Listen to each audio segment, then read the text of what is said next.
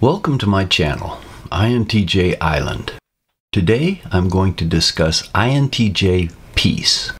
However, before I get into that, I was surprised with my video yesterday that one viewer, assuming that he isn't just a person intent on disruption, and judging from his username he may be, but he appeared to be confused. I have aimed my videos at INTJs, and they are generally sharp-thinking people who don't need to be spoon-fed obvious facts like, when I am speaking of the struggles I have related to my personality, that I am talking about what I think other INTJs might also face. As I stated in my The INTJ Child video, my purpose here is to share what I know about INTJs that I have learned through my own personal experience. Clearly, I can't tell you what all INTJs feel or think. I'm not a mind reader, and I don't know all INTJs. In fact, I don't know very many INTJs other than the ones I have interfaced with here on this channel. So of course, my INTJ knowledge comes from being one, and so, by sharing my experiences and thoughts, is my method of discussing INTJs generally. It is what I have to offer, and of course, it is up to you to take it or leave it. I have made this clear from the very start. When I cover an idea, for example, the concept of a quiet INTJ, I don't just say that INTJs are often perceived as being quiet and then stop. That is not useful. It would be absurd. When I discuss a topic, I will do my best to cover the topic as well as I can, as quickly as I can. However, I will include background, reasons, examples, and of course exceptions.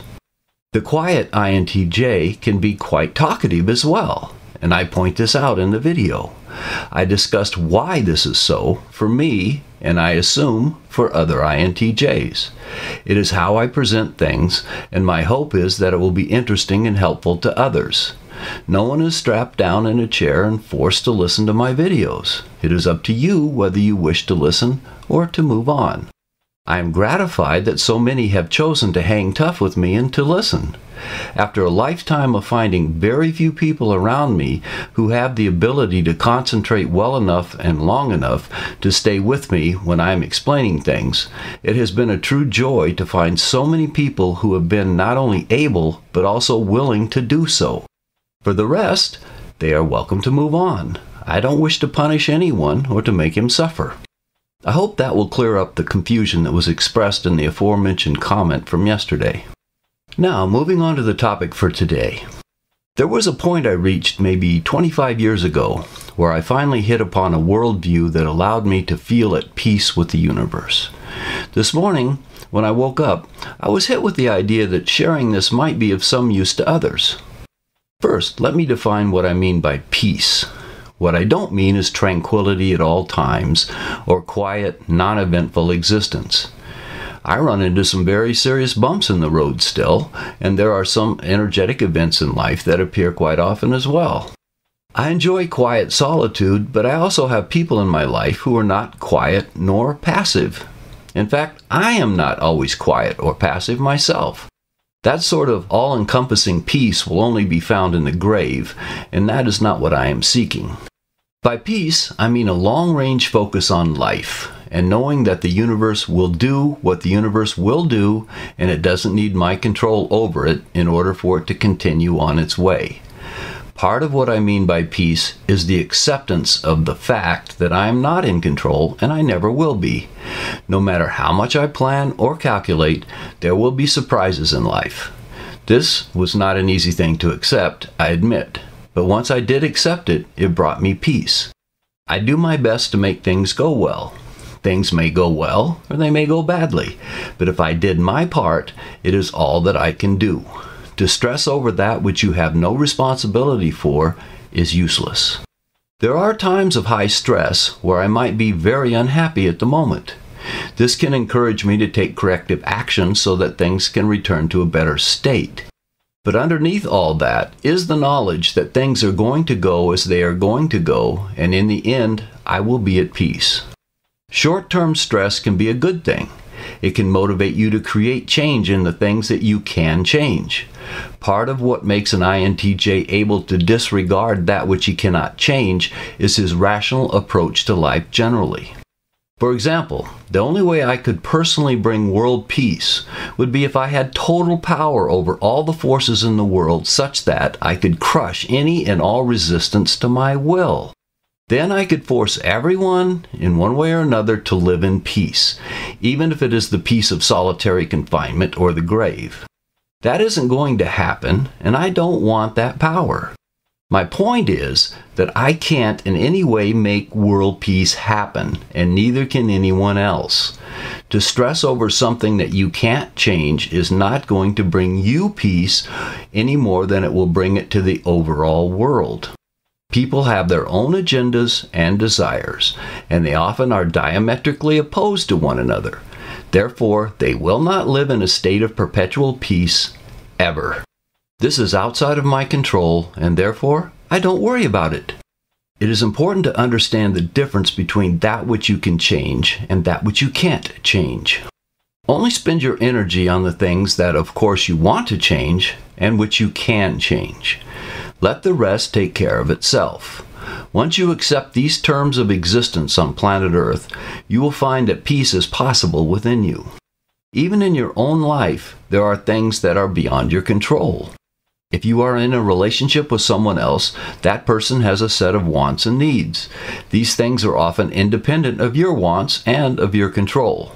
If you have a wife who is a narcissist, you will find that you are doomed to never be able to control her actions either through your own actions or by relying upon her love for you, since that doesn't exist. Even if you are in a healthy relationship with a good woman, you still find that a good deal of what she does is on her own shoulders, not yours. You are not in control, and therefore you often have to accept the way things go down. Jobs come and go. Financial situations change, and injuries, illness, even death may come to you without asking your leave to do so. Being at peace with the universe doesn't mean everything is always wonderful.